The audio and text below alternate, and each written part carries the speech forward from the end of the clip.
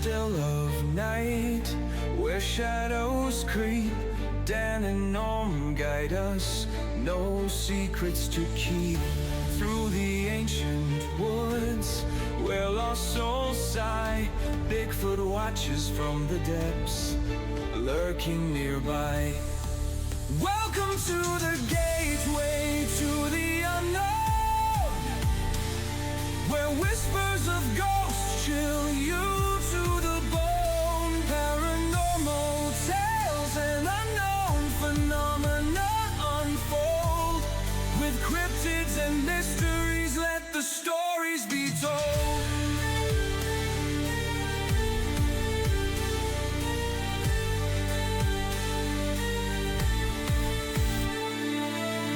Echoes of laughter from realms out of sight.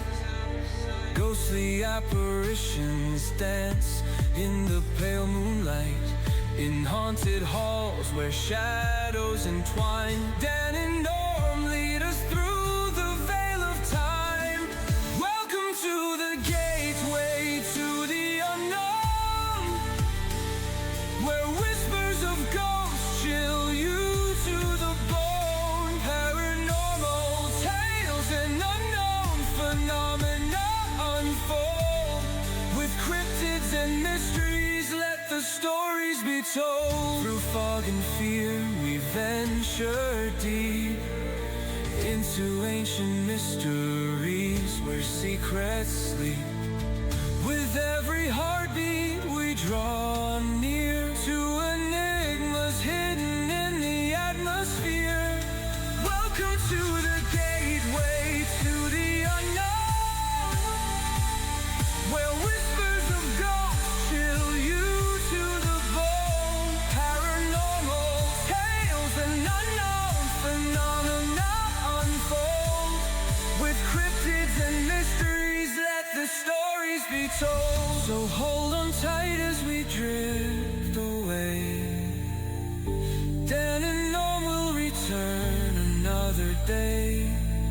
In dreams we'll wander where shadows roam free. At the gateway to the unknown, come explore with me. As echoes linger in the night's embrace, ancient mysteries whisper, they leave a trace. With every thought that fades into dark, the gateway awaits, it ignites a spark.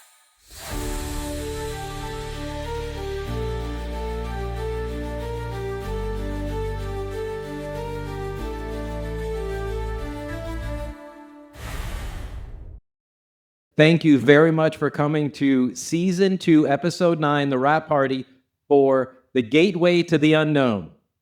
A couple of housekeeping things. You can make sure your phones are on silent or airplane mode or whatever. That would help out. The way this is going to work, nice, easy, kind of fast. We've got some giveaways that we're going to do. We're going to read a couple of these. We're going to spin the wheel a couple of times.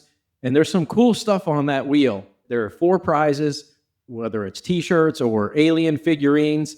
There are some things that say a short story by Dan. I had to emphasize short. I wrote story by Dan, but I had to write short in there. We got an hour, that's it. All right. There's also on there, it says a short story by the audience member. So we have a mic that's set up in the back. So if you have something you want to share about Gettysburg or Bigfoot in your backyard or whatever it is, just keep in mind that it is an hour show and we've already started a little bit later than we intended. There are also question marks on there. You'll find out what those are when you land on them. All right. So one of the things that's on there, and it's in green, it says, count to 3 and everyone laugh. Now, what that is, we're going to say 1, 2, and then on 3, you just laugh as hard and as loud as you can. And we're going to start tonight's episode by doing that, a practice run of that. Jeff, are we recording yet? Oh, okay. So we're on there. So let's just start with that as a little, okay, 1, 2, 3. So we're going to cut that and use that as a laugh track for the whole thing. That's what we're going to do. Joe, you didn't laugh. Joe, all right, we got to do it one more time so Joe laughs. 1, 2, 3. All right, here we go. We're gonna play the music. And this music, by the way, Dan and I took us a couple weeks. We wrote the lyrics, we worked on the music, we got it all done, we got it going, and it's been a fan favorite. We get comments on the song all the time. So thank you for those that write in and text us and all that stuff. We're in, at the last count, was 38 countries that people listen to this podcast. Bangladesh and New Delhi and way up north. We were looking at Poland. They're everywhere. Yeah, I wonder if they translate it. I don't know. I don't. We can try it. It is coming up. We can do that. We'll have to take our private jet. JetBlue, Season 2, Episode 9. I say we start off with spinning the wheel. Let's just go for it. Yes, sir. I think you just oiled that. What is that on? I can't see. It's on green. Oh, 1, 2, 3. All right. You want to spin it again? Spin it again. We got to start reading some of these. So the way Dan and I get ready for a podcast is we sit together and tell jokes for about a half an hour, and then we get into this. So what's that? Is that again on green? Yeah. All right. 1, 2, 3. It's weighted. All right. So you read the first one. Now I'll take the second one. Space acorn of Kecksburg. How many of you are familiar with Kecksburg? Fireball tears across the evening sky loud enough and bright enough that people across several states start asking, what just happened? Then a story gets stranger. Smoke in the woods, a rural Pennsylvania town suddenly crawling with official-looking activity, and whispers of a bronze acorn-shaped object being hauled away. Today you stand near the Kecksburg UFO monument and ask the same question people have asked for decades. Did something fall from space or did something arrive? 6 known facts. Fireball reported on December 9th, 1965. Reports came from multiple states, including Canada. Local folklore describes the acorn-shaped object. A tremendous military response. Rumors became part of legend. NASA filed questions, kept the case alive for UFO researchers. The public monument keeps the story viable today. Yeah, these are just talking points. We don't have to read them all, but Kecksburg was really something. They call that Pennsylvania's Roswell. And there's a lot of people that go there. There's a monument there. And in this scene, if I can get to it with the laser, it's not, is it not showing? Dan, if you point to it, it's closer to you. But there's a little fireball in the woods on the screen. Can you see it? Right in there, yeah. But they've made movies about each one of these things. There's something somewhere on the internet, but mostly it's movies with Bigfoot, Mothman, and all these other things. But we've got a dear friend who just passed, and he was in the movie. He was in the Kecksburg movie, and Fred Saluga was in that. He was one of the men in black that was at the end of the movie. Yeah. So all of these stories are rooted deep. Most of these are local, like within 100 miles. Some of them are in West Virginia, some of them are in New Jersey, but they're mostly right here. On each one of these stories, and I'll give you these notes if you would like them, there are in locations. And for example, this one says Kecksburg. The location is the Kecksburg UFO Monument Festival and Store Area, 5128 Water Street, Mount Pleasant, PA, 15666. Best visit Anchor. That's a public monument and festival area, and it's not private woods. Some of these are on private property, but you can get a drone and check it out, whatever. But each one of these stories has a lot more online. You can dig a little deeper. We're trying to get through 20, so we're going to move fast. Plus, we have stories that we have, and we also want to hear your stories as well. This is supposed to be interactive. We're not going to really read from these word for word. It's just, these are just talking points. So the second one, Pittsburgh's vanishing ghost bomber. Yeah, has anybody ever heard about this one? I want to hear your thoughts. The river's not that deep. It's only 16 feet in the deepest spot.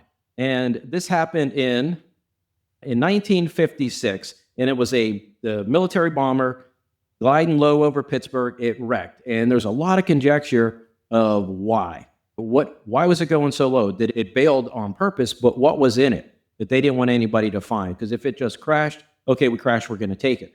A lot of people think that there was some new weaponry of the time that was on there, the A-bomb or something like that. But my father worked on the rivers, and he heard from the old timers that they pulled that thing out. They pulled it out in the middle of the night, but there was still so many people that saw it. The rivers, it's not as wide as Lake Erie. You can see from both sides. And back then, Pittsburgh was a lot more populated than it is now. And you got to remember, people were working all the time, all 24 hours a day. They had 3 shifts going in the mill. They weren't hiding anything. But I guess they figured time would forget. All right. So, third story, Charlie No Face, the Green Man. Who's heard of this one? Okay. Yeah, I personally talked with a state trooper. And the Green Man, he's popular lore. Supposedly, the individual got hit with lightning. And it didn't kill him, but it was a strong enough hit that it literally melted his facial features. And it turned him kind of like a tinged green color. But the state trooper, he told me that they would actually take, and a new trooper that was just coming in, they would use the Green Man and they would train. And they'd be going down the road. He only come out at nighttime. They'd walk along the roads. And state troopers, they would patrol this stretch of road. What they would do, of course, the veteran trooper knew that he was out walking a certain hour in the morning. They'd get down the road and he'd tell his partner, he said, roll the window down and find out what this person's doing. So he'd pull up, the trooper on the passenger side would have the window down, and they'd holler to the guy and he'd stop. And then when he would turn to answer the trooper and acknowledge him, his face was so horrific, it literally frightened the heck out of the trooper that was in the passenger seat. And it's a little bit funny in a way that they would do that. But from what I understand, the guy was one of the nicest guys you'd ever want to meet. Even though he was disfigured, didn't want to show his face in public and would only come out at night. Supposedly, the guy would give you the shirt off of his back. And just a very popular lure as far as our area. Oh, okay. So there's also the Blue Mist Road. Anyone hear of this one? Oh man, you're up on all of it. I love it. So it's on here, the Blue Mist Road, the road that watches back. This is up in Irwin, and the road goes through Gibsonia, Wexford, and North Hills. And people will dare each other to drive this road. This mist will happen all times of the day. Doesn't matter what season it is. And sometimes it will people have thought that their car was overheating and there was smoke coming out of the car, and then it would be blue, and they would be driving through what seemed like low-level fog, but it had this blue kind of electric, almost mist quality to it. And this is up in Gibsonia. And it's also tied to glowing eyes and orbs. And there's also a lot in the particular area. There's old foundations. There's some old ruins that are there. And they think that it may be connected to, that there's some energy connected to what used to be there. There's even some stories of the Native Americans would not go in this particular area because the energy was weird. So there's that. All right, number 5. Dan, you want to take that one? 13 Bends, the road that changes its mind. This is one that I myself am not that familiar with, but supposedly it sounds ridiculous until you can imagine doing it. You drive the road one way and count 13 bends. You turn around and come back. Somehow now you only have 12 bends. Now everybody in the car starts arguing. You missed one. You missed one. Go back and do it again. No, you counted wrong. No, shut up, so on and so forth. This is a road that's in Pennsylvania. They turned a normal road into a winding road, and it's designed to trip your brain and make you think that there are more bends than what there actually are. So who would go there and count this, if you haven't already? Let me ask that question. Has anybody been here to do this? So who would go and do this? Okay. Daytime or nighttime? Show your hands if it's daytime. Okay, nighttime. All right. All right. Okay. All right. I like it. Yeah, your perception is going to change nighttime, what it would be during the daytime. Actually, do both. Yeah, I like it. That's the investigator coming out in you. All right. Number 6 is the Snyder Cemetery's Red Eyes. So there is an old family cemetery that sits inside Moraine State Park. Anybody know where Moraine State Park is? So there's an old cemetery in there, and there's a lot of stuff that happens in that family cemetery. And some people think that it's Conrad Snyder, and that's his family's cemetery. Most of his people are there. And they think that it's him watching over and scaring the people away that would do graffiti or do anything they shouldn't be doing to those graves, that grave site. So it's one of those local lures that people will go there. The kids will sneak in. If the kids go out anymore at all, they get all choked up. But it's a super interesting story. And Moraine's not far. None of these things are far. And that's why we did this, is so that we can give you the directions or the location. I don't want to give you directions. All the streets are closed now and the bridges are sliding around and everything else. But we have it. We have all these places and they're close. They're really close. So maybe we do a tour. Maybe we do a podcast at each one of these places. That would be cool. Yeah, that would be cool. I know Snyder Cemetery, they've had so much activity out there. Everything from cryptids to orbs, ghosts, that the people that own the cemetery, it's basically a family cemetery. They've actually closed it off and have made it illegal. You're trespassing. And I don't even know, it used to be you would have to contact the family and ask permission to even go onto the property. And I don't know as if they even let anybody go on the property. And they've had some really bizarre things happen out there. Yeah. Okay. We also need there's a standing mic over there. We can hear each other in the room, but later in the playback, you can't hear. So we just need to keep that in mind. Number 7 is the Evans City where the zombies learn to walk. Why do we say that? The movie. They made the movie. What was the name of the movie?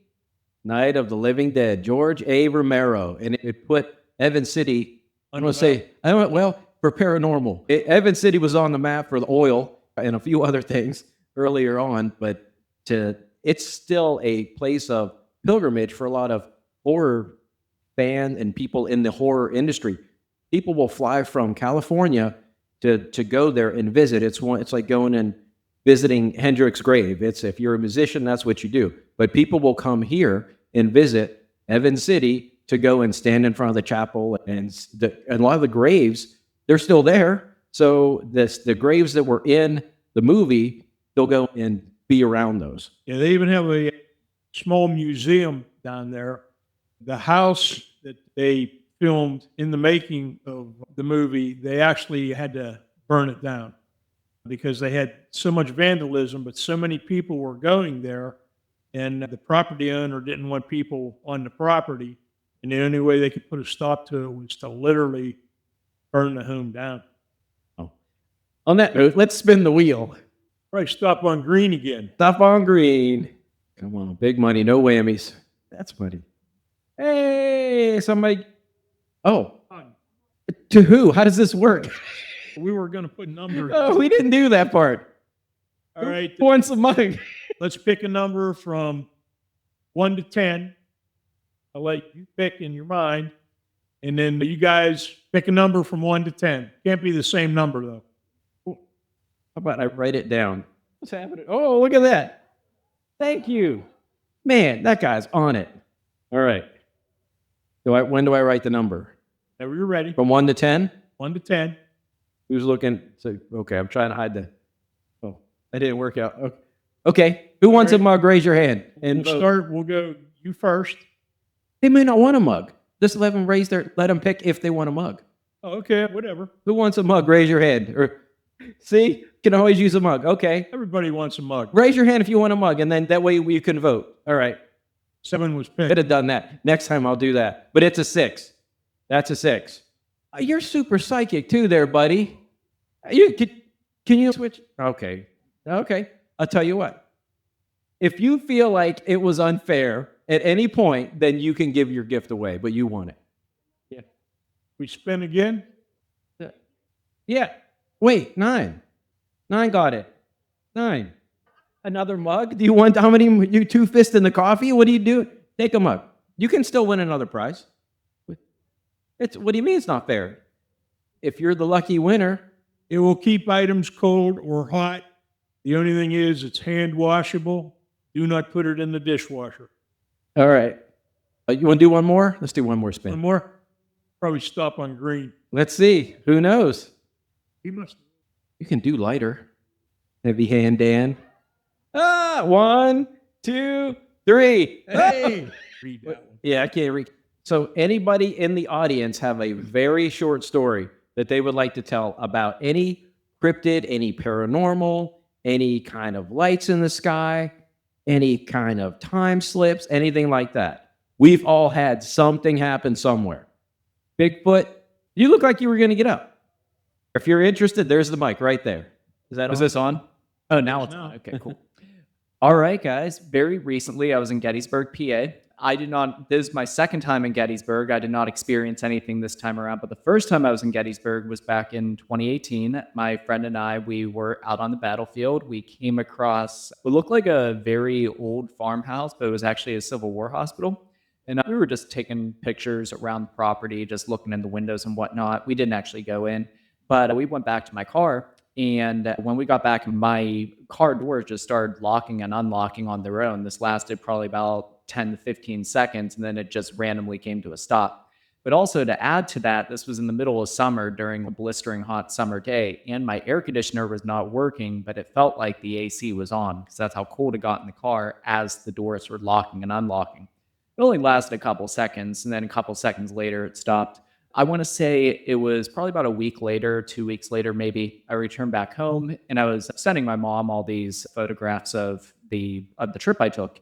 And one of the pics was from the old building that we came across where all the weird stuff happened. And she said to me, I think there's someone staring out the window.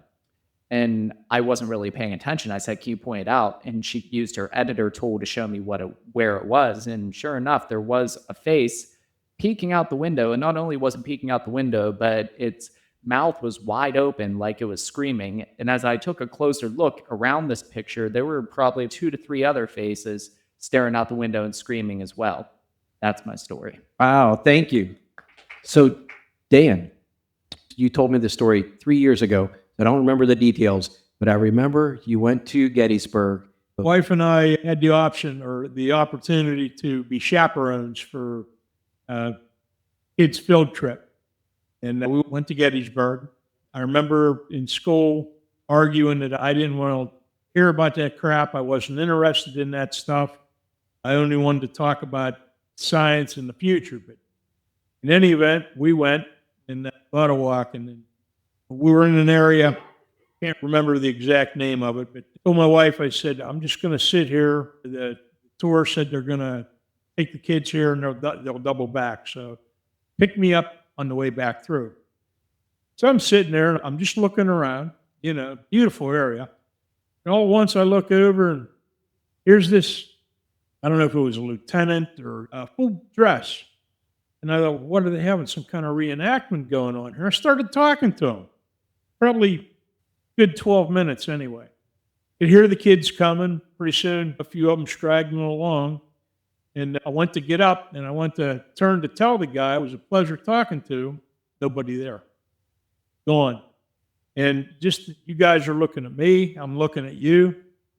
That's how plain it was. And it just, after that, I just couldn't get enough. Could not get enough. I just absorbed as much as possible. And I know that went back out one time after that, and it wasn't with the kids. We just stopped through on a vacation that we were on. And I must have took over 100 different pictures, just of the different scenery, cannons out in the field. And I come home and we're going through the pictures. Of course, it was film cameras, so I either had to develop them myself or have them developed. But we're sitting there going through the pictures, and lo and behold, right inside the edge of the woods, you could see full-body apparitions. And they were dressed in Civil War garb. You could see the weapons, and it just totally blew my mind. Oh, that's awesome. That is awesome. Anybody else have any stories like that from up around Gettysburg? Joe? Okay. And by the way, Joe, Dan, and I were all in the Navy. Dan and I were on the same ship, but 20 years apart. And Joe, you're gonna go up and on that mic? Okay. Thank you. Yeah, we were on the USS America CVA 66. That was a ship that was part of their attack group. It was interesting. Yeah.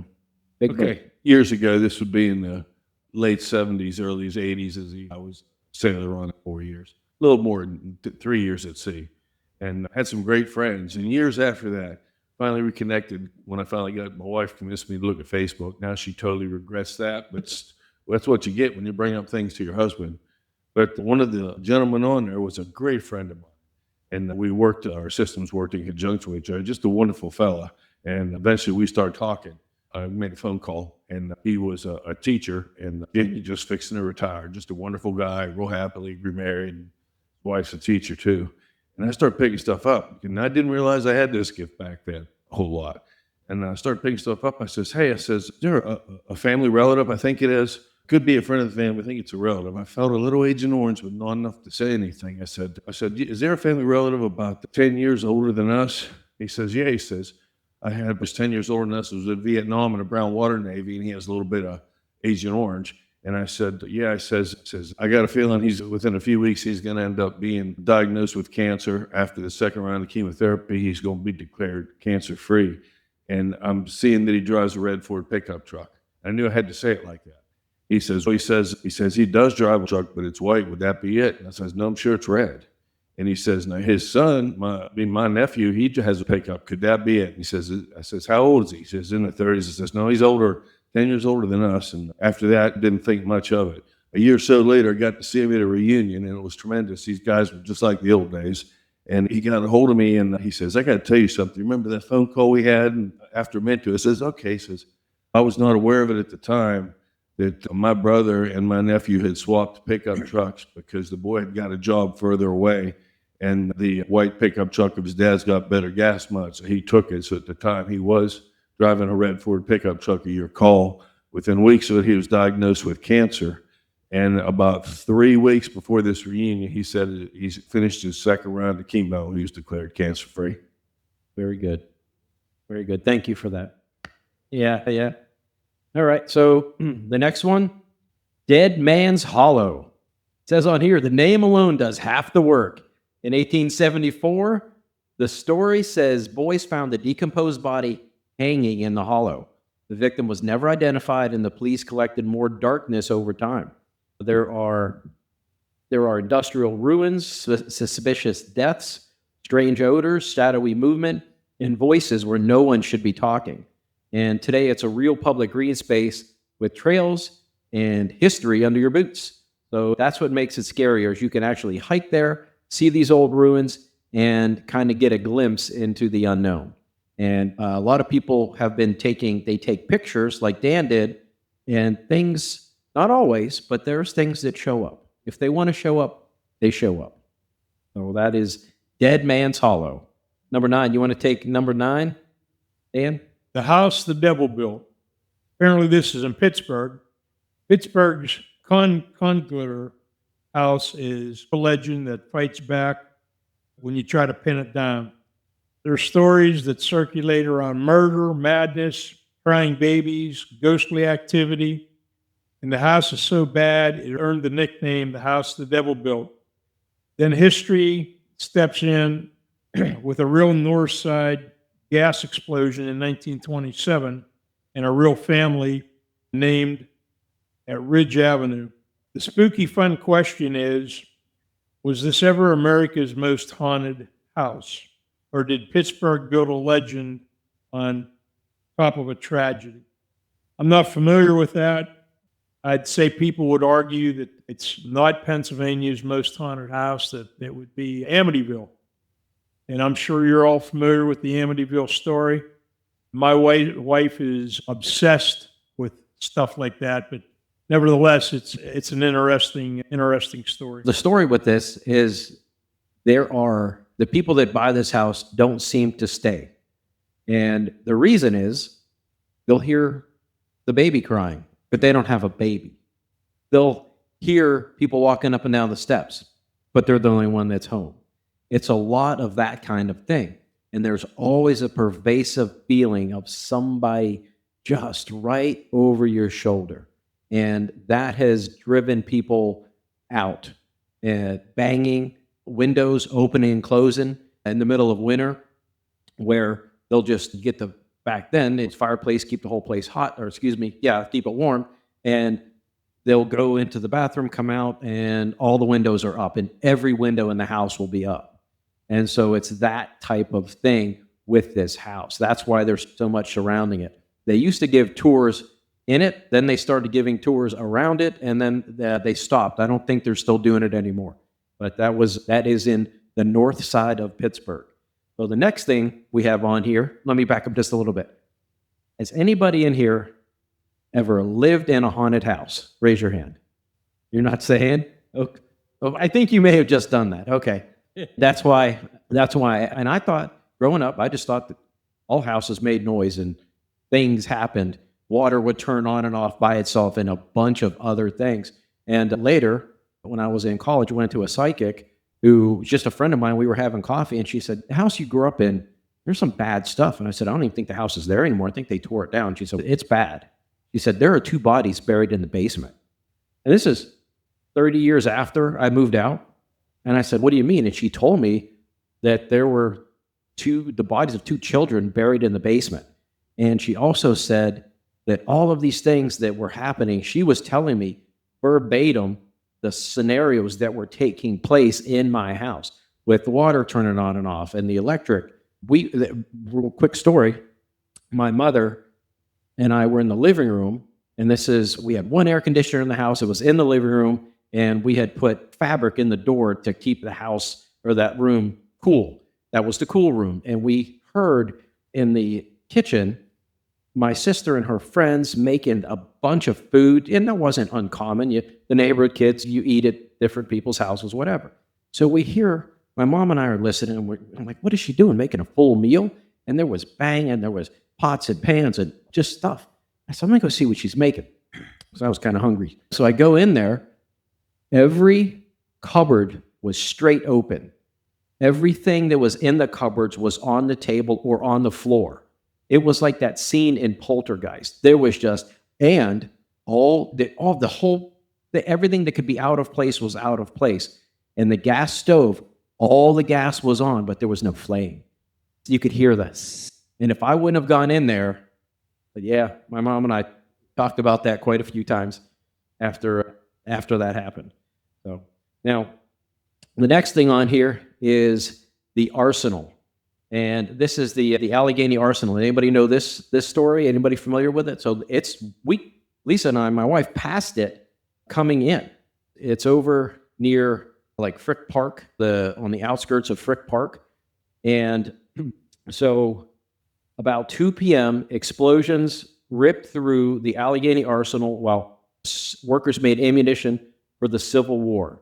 78 people died.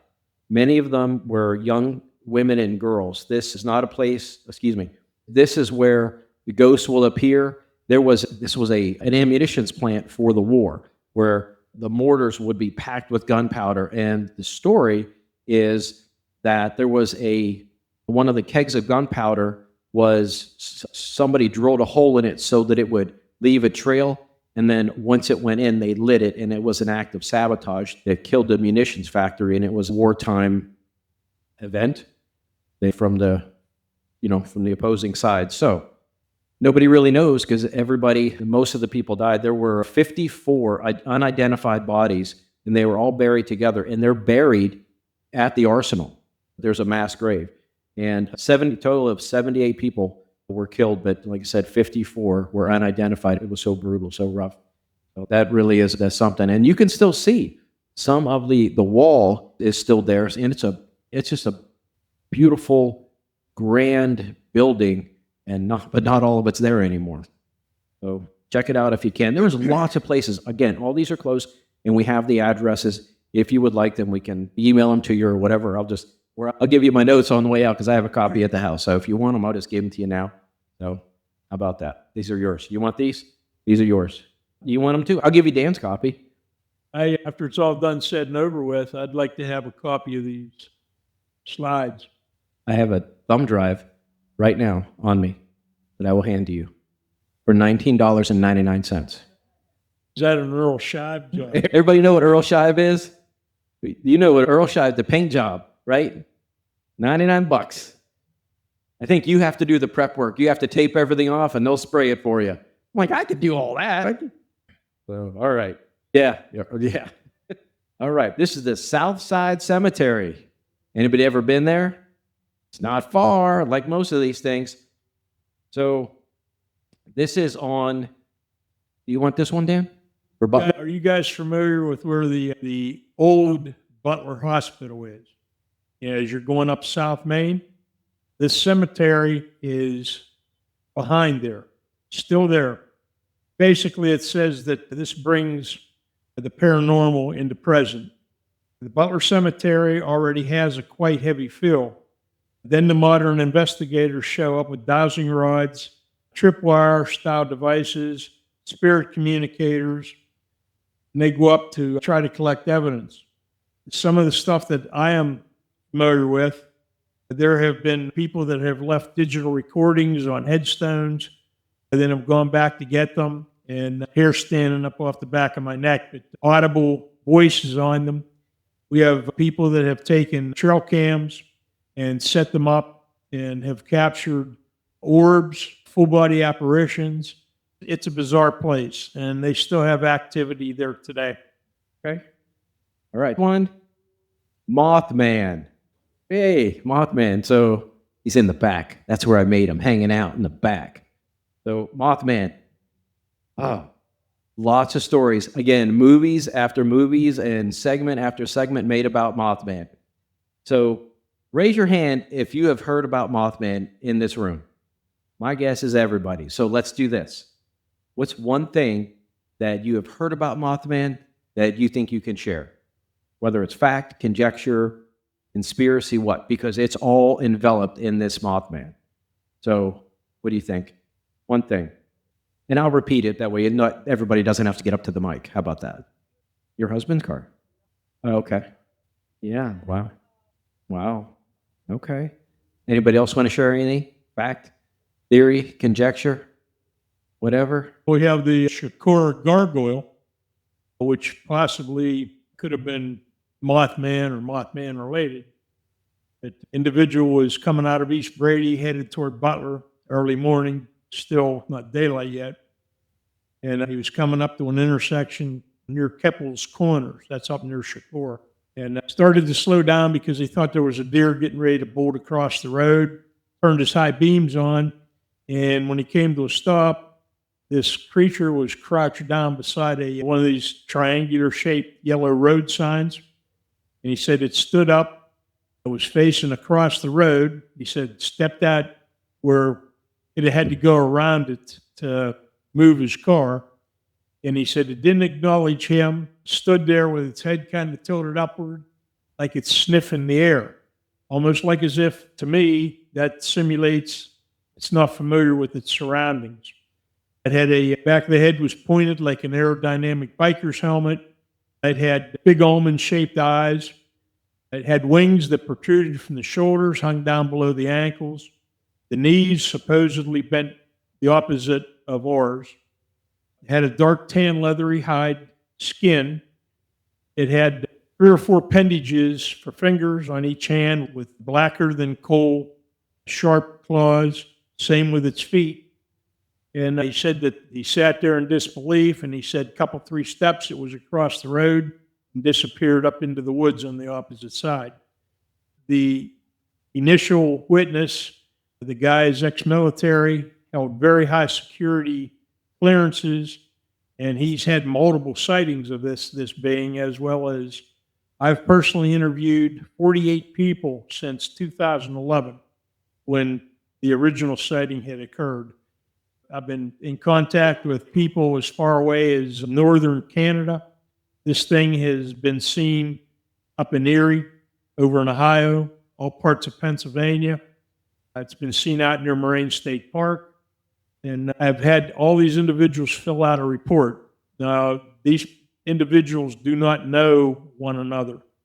If you were to take and I were to hand you those reports and you were to sit down and read them, you'd say, they copied notes. They sat across the table from one another. I'm going to say this. That's what you're going to say. None of them knew one another. But the similarity is so compelling, they had to have seen something. And there are still reports coming in from other parts of the country, Michigan, up around Lake Superior, Lake Michigan. So people were seeing something. And could it be a Mothman type creature? Could it be an alien creature? Could it be interdimensional? That's yet to be determined. Okay. Sounds like a monster. And here's another monster story. The Flatwood Monster. It's from down in Flatwoods, West Virginia. Is that anywhere near you down that way? No? So this is near the I-79 exit 62 is where this happened in September of 1952, about 7:15 p.m. Some kids see a bright object streak across the sky and seem to fall near a farm. They run for help, climb towards the hill, and then a flashlight catches something nobody was ready for. A tall figure with a blood-red face, strange glowing eyes, and a hood-like shape around its head. Was it a visitor, a meteor? Who knows? But it burned panic into the Appalachian folklore. And there's a spot that you can actually visit that this sighting took place back in 52. And there is a Flatwoods Monster Museum that keeps the story accessible to anyone who would like to venture down that road. All right, the next one is the Grafton Monster. Man, monster after monster. They're everywhere. Dan, you want to take this one? Yep, the Grafton Monster. No head, no thank you. A newspaper reporter leaves work around 11 p.m. and drives along Riverside Drive near the Hygart River. Then the road gives him something he cannot file neatly. A huge pill-shaped 7 to 9 foot tall, broad, slick-looking, and apparently headless. He gets out of his car apparently, gets scared, and finds only flattened grass and a story that refuses to stay buried. Grafton's monster works because it does not do much. It simply stands there long enough to ruin the night. All right. This one I laughed at. Let's spin the wheel. That's a great idea. Spin the wheel. Probably stop on green. Still have, there's some cool stuff up here to give away. Oh. What is it, green? Why can't I win the lottery? What's today? Saturday. Play before we leave. That goes tonight. All right. 1, 2, 3. Ah! All right. Do a half spin next time. What is short story by Dan? Short story, not a TED Talk, Dan. Okay. Short story. How many of you are familiar with the Black Cross? You lost your spinning wheel, your privileges. The Black Cross out in Worthington. Supposedly it's a mass burial site, and people died back during the plague, so they buried them in a mass burial. And growing up as a kid, we used to go out there, and it was just a good way to scare your girlfriend or scare your buddies. But I used to think it was all hogwash, and it's actually true. If you go out there, they took railroad ties and they put them up in the form of a cross. And that's to mark the grave site. Years gone by, and of course the railroad ties that made the cross are no longer there, but there is a memorial that they put out there. And it's an interesting place. It's not that far from here. It's just out in Worthington off of 422, and it's called the Black Cross. I've been there. It's surreal. It's surreal. Absolutely. Yeah. All right. The next one, unless you want to spin the wheel and see how we adjusted it. Let's spin the wheel. Probably stop on green. Short story by Dan. We're going to go again. Nobody look. That you would get 100 every time on Price is Right. T-shirts. I've got this part. You do the rest. Number from 1 to 10. Big father, I don't like girls. I just want to sing. No, I got to pick a new one. Oh, I got it to me. Okay, I will write one. Is this being recorded? Can you send me the link so I can send it to my daughter in Texas so she and all her followers can watch it? Excellent. Thank you, Jeff. Thank you very much. Oh, okay. 3, For a T-shirt. 7, 1, 10, 4. 7. Already picked. 7, but it was 7. Yeah, but she picked it first. That's fine with me. It's still. Well, we got one more in you the had- pack here. Oh, Yeah, he got to pick a number. oh yeah. I'm sorry. We didn't even. Hey, go with 7. Hey, did you say 7? Hey, get a T-shirt. Come get a T-shirt. Where they at? Dan, in the Blue bag? bag or white bag? Blue Oh. bag or white bag? They recommend when you wash it to turn it inside out, but I've washed mine 200 times and I've never had an issue, and I don't turn it inside out. What kind of shirt did you get? Because the last one I got from Dan had the nipples cut out. So just so you know. That's so your This- pasties can show. Hey, Boru. Woo. Oh, that's vintage. That's a classic design there. Yeah. Wear it with pride. Thank you. And this, it did say in the description of this show, adult humor.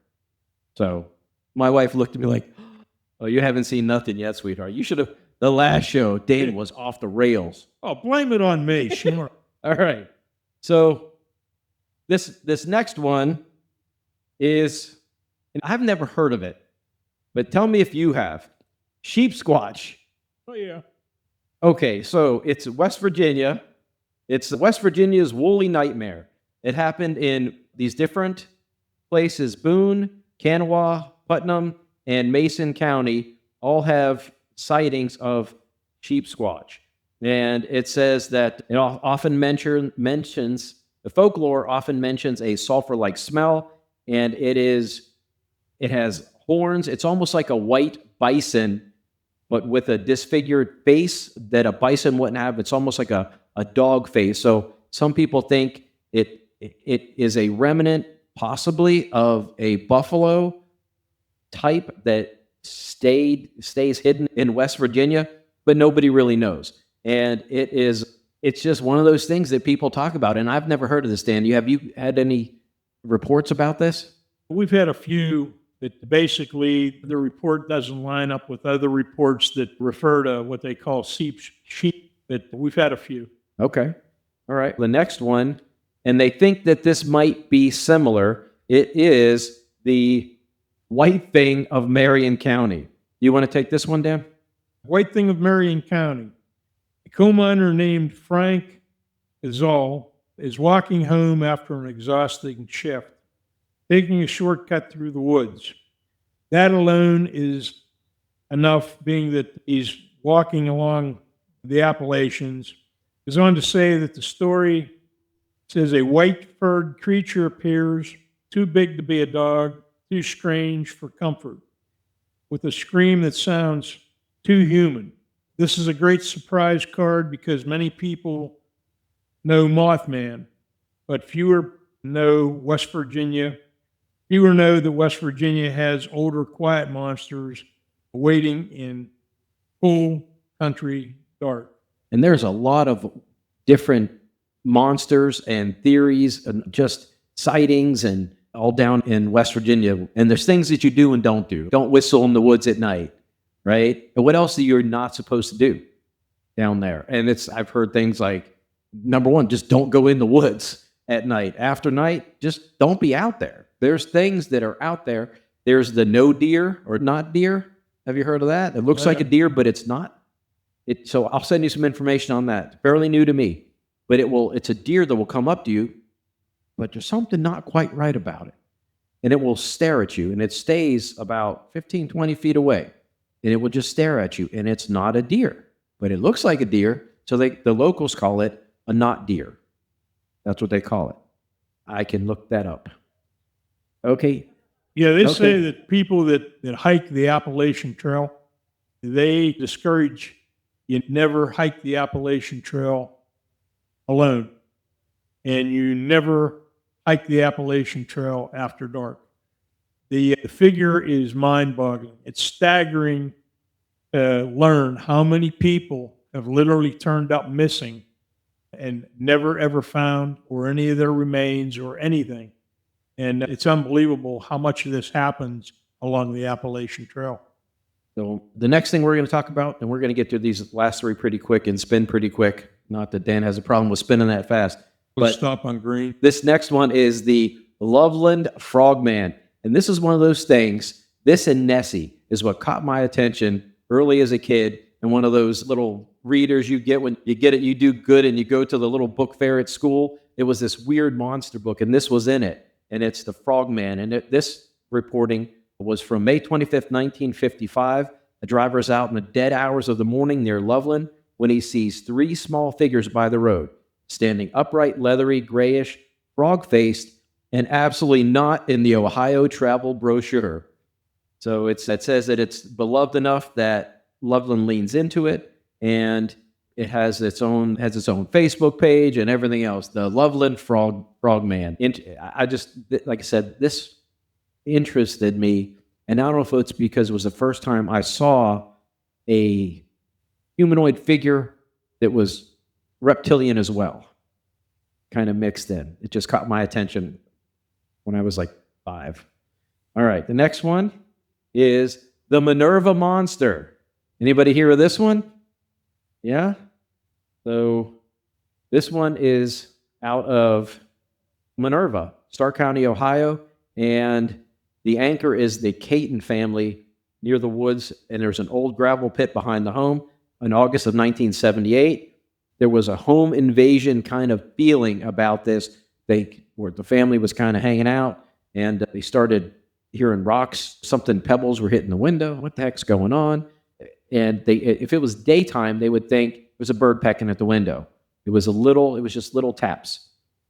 But they go out and they see this big thing, which we would consider a Bigfoot or a Sasquatch. Or it was Bigfoot-like.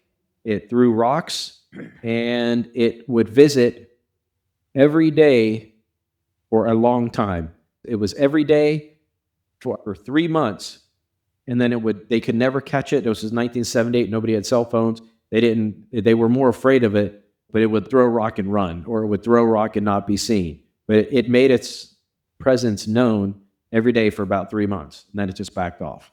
So why? Was it hungry? Because there are people that will feed these creatures all the time. We had a guy, Doc, that lived up in Worthington, and he had corn, and if he didn't put corn out, he said that they would say, Doc. He would actually call him. Hey, do you know these stories? Do you remember Doc? He passed away a few years ago, about 3 years ago, but he would feed it. And he had a camera that he put out in his back, and it looked just like this. He didn't have very much room outside his back. But I went up there, and he was showing me. He's like, yeah, they were here last night. And I'm like, who? And he's like, I'll show you. And there's big footprints. You and I have taken pictures of footprints that were 17 inches long, 6 inches wide. And no, they haven't been, I still have those on my camera. They haven't been anywhere. So these creatures, they're out there. We call them creatures, these beings, they're out there. Were they here before us? Did they develop alongside us? Was it an experiment? That were they genetically engineered? There's all kinds of theories about what is Bigfoot, what we call Bigfoot, what is it actually called? But that creature, why is it here? What is it doing? How does it feel about us? And all those kinds of questions. It's really interesting. And you start to get people who are so polarized about what Bigfoot is. They're so 100% sure what it is, but nobody's 100% sure. People say, oh, they're interdimensional. Oh, no, they're flesh and blood. And people get into fights over that stuff, and friendships for decades severed because of it. It's really interesting to see how polarized and segmented this field is. So, all right, so that's 18. We're coming up on 20 to 7, so we need to probably spin the wheel, half a spin. There you go. What's that one? Oh, it's a T-shirt. I should just get my number from Joe. You're batting 100% so far. Okay, all right. We'll go with 2, 7. 5, 4, 3, 8. 1. It's 5. You got all 3 so far. Are you? Well, maybe you are. Maybe you're just more sensitive now than you have been. Who knows? That's crazy. But yeah, pick a shirt. White bag. White bag. All right. Another spin. Sure. Half a spin. Alien figurines. Who is interested in that? If you're interested, give me a number. Oh, yeah. I got to write the number first. It's alien figurines. Where are they at, Dan? Are they in the Giant Eagle box? bag. In the because that's where we keep aliens, is in the giant eagle bag. Trying to throw you off. But some of you are like, that's just kind of roundy. What numbers are roundy? Roundy. Like, no, I'm saying people are, yeah, that's a clue. But it's also people are looking at my stroke. All right. 9, 3, 6, 5, 2. 0. Zero's not a number, it's a placeholder. We had that discussion in math class. You want to guess? Okay. So here's the deal. I started to write 3, but I wrote in 8. Nobody picked 8. Okay. So you get a t-shirt, a figurine. Did you? You picked 8. What'd you pick? 3. Oh, that's right, 3. All right, you want to do it again? I'll tell you what, raise your hand if you want an alien figurine. Raise your hand if you really want one. That's a set. What? It's a set. There's 2 of them. Oh, so if you want a set, not a single. Okay. Here's the deal. So what we're going to do. Anybody else want one? Anybody else want an alien figurine? All right. Paper, rock, scissors. If you win, paper, rock, scissors, you get that. If you lose, you get the figurines. That's how we're doing this. Paper, rock, scissors, shoot. You lost, I win, you win. That's how we're doing that. So if you will come get your figurines in the giant eagle bag. Is there a giant eagle in West Virginia? You need to keep that bag because that's going to be a collector's item because Kroger just bought giant eagle. But they're So- still going to remain giant eagle. Will they? That's a good People question. say, I'll never change, but they do. When you open those, there are a rod, they're standing. But you can use them if you want to put them in a plant or put them out in your garden, or I wouldn't put them outside because where I live, somebody else would have them, but What if the aliens get abducted? that's true too. But you want to make sure that there are 4 of those rods and they're about yay long. They go in the bottom of the figurine and then you can put them in the ground to help stand them up. Or if you're going to keep them in the house, like on a shelf, they'll stand without the rods. Okay, so we're going to move this kind of quick, and I don't want Jeff to kick us out. And I do want to take this time to thank Paduti Studios for offering this for not just us, but everybody. It's really a treat to come out and do this kind of thing. So, Jeff, thank you very much. Yes, Jeff, thank you. And of course, if you guys know anybody that is into podcasting, please refer Jeff Paduti, refer his facility. He'll do live podcasts down here, or podcasters can come in and use his studio for their podcasts. And he hosts games here. He hosts all kinds of different things. There are comics that will show up. There are magicians that show up. I think magicians were the #1 selling ticket item. But if you want to have an event and have it here, whether you get it recorded or not, but you can do it. This place is available. And I think the deal is still after the ticket sales. I think that's the pricing model. Jeff, are you back there? Okay. So thank you, Jeff. We appreciate you being here. You're letting us be here. All right. So the Jersey Devil. What are you looking at, Dan? What's wrong with your neck? Oh. Okay. So the Jersey Devil, there was a story in 1909 that it stopped becoming a campfire creature and it became a real public panic. So people started to see a strange thing and strange tracks in the snow. There was a winged body, a horse-like head, and a scream nobody wanted to hear twice. Some people say it kind of jumped like a kangaroo. Some people say it kind of, but they didn't really have much reference back then because people didn't travel as much. They just saw this thing leaping from tree to tree, from house to house. There were like tracks, and they were in a single line that went up buildings and all kinds of very peculiar things. A lot of times they would say, they call it the devil because over in that area, it was very religious and that was really out of the norm. So they figured it must be the devil doing something. But it had very horse-like features. Imagine a winged horse-ish, maybe, but you can see it. It's in the picture in the back between the 2 trees back there. So that's my rendition of Pegasus / the Jersey Devil. All right, the next one, Dan, you want to take this last one? This one I'm not Be honest with you, I've never heard of it before, but it's the Bunny Man with a Hatchet.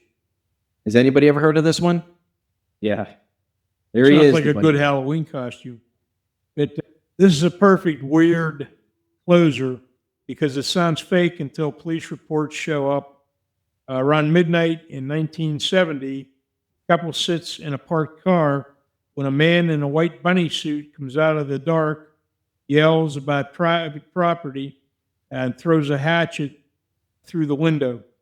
The story migrates into bridge lore, Halloween dares, and a man-rabbit urban legend that should not work, but absolutely does. It's funny, it's creepy, and exactly the kind of tale that makes people check back seats of their cars. And again, I'm not familiar with it, but yeah, This was very similar to a few years ago, all the clown sightings. Do you remember that? That wasn't that long ago. That was one of those weird things that happened during COVID with the murder hornets, and there was like different stages of weird things that happened during COVID. Yes, sir. Gotcha. Okay. Ladies and gentlemen, that is all 20 stories. We do still have 2 things to give away, and they're pretty cool things. So, how do you want to do it? Do you want to spin the wheel, or do you want to do numbers? I'm going to give it a good spin. Ready? All right. I wasn't watching, but I didn't hear much. All right. Oh, it's spun So- half a dozen times here. So we have a mug, and there's a special thing down there. Oh, I see. I think This I is know the what you special did. I know what you did. You're not the only investigator here, buddy. All right. I spun that sucker. So, who wants it? We doing numbers?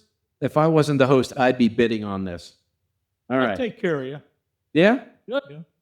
We still talking about coins? What are we talking about? I'm not telling. All right. Give me numbers. 1 to 10? Yeah, 1 to 10 is good.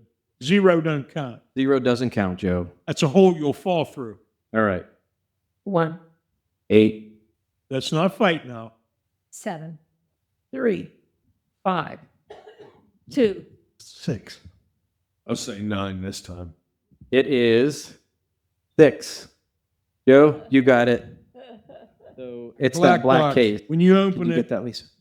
you can open it first, and then They didn't come in that box, and to keep them from flopping around, I kind of whipped up that Those- black thingy that they're sitting in. But Those are cool. it's collector coins, and there's images on the reverse side as well. Yeah, very That- cool. I don't know if you want to just pull the black thing out and turn it over. I don't know if you want to show everybody. The one is Disclosure by UFOs. Yeah, pass it around. I got a set for Pass you. it to the left. I didn't want to ruin it, but I got a set for it. Oh, so sweet. So, has anybody in here saw that Disclosure movie? Anybody go see it? Lisa and I went too. So what were your initial thoughts? Aren't you supposed to say spoiler alert or something like that? Spoiler alert. What were your initial thoughts? Nobody? Have you seen it? My wife and I did go, yes. Okay. I was, to be honest with you, bored through the first half. And the second half, I was on the edge of my seat. So the second half really made the movie for me. Yeah. A lot of good information in there. And I just hope that what Steven Spielberg is trying to convey to the public, that people were able to pull that out. And for those of you that know Dr. Stephen Greer, I've been communicating with him on a regular basis. Oh. He reached out to me, which surprised me. I can't even remember what year ago it was or how many years ago it was, but it's been a long time. Where it was 96, Joe. We had Dr. Stephen Greer. He came to the Butler Community College and did a full lecture for us. And we recorded the whole thing, but I pretty much thought, he just up and wouldn't even know who I was if I contacted him today. And I was blown away when I got an email from him, and I've been communicating with him on every couple 3-day basis. And there's going to be a lot of information coming out real soon that is literally going to knock our socks off. That's interesting. We have one more cup and not a lot of time. So, One more cup and not a lot of, who wants a cup? Okay, there you go. That was easy. Hot water, hot or cold, it'll keep either or. Just don't put it in your dishwasher. Dan, is there anything you'd like to do before we close? But Paul, I don't like girls. I just want to sing. Now I want to thank everybody for taking their time out today and coming and spending it with Norm and I. And really, Norm needs to be commended because he's done 99.99% of all the hard work that goes into all of this. And I could never do it without him. Thank you. Thank you very much. He's my bestie, and I love him. Thank you. I love you too, buddy. And these are all the slides and everything. If anybody else wants them, I will email them to you. I'll give you that back. I'll just dump them on my computer and give them back to you. You can have it. It's a 32 gig. It's I'll give it back. fancy pants one. Okay. We're going to have to meet for breakfast at the Valley Dairy and have some beer. Have a beer. We'll do that Yes. for breakfast. And what I can do is when we meet, I'll bring you your coin set. But I also, don't forget, you can text it to me, your shirt sizes. Okay. Yes. Thank you. All right, ladies and gentlemen, thank you very much for being part of Season 2, Episode 9, the wrap party for the entire season. Season 3 coming soon. Ladies and gentlemen, thank you. Thank you.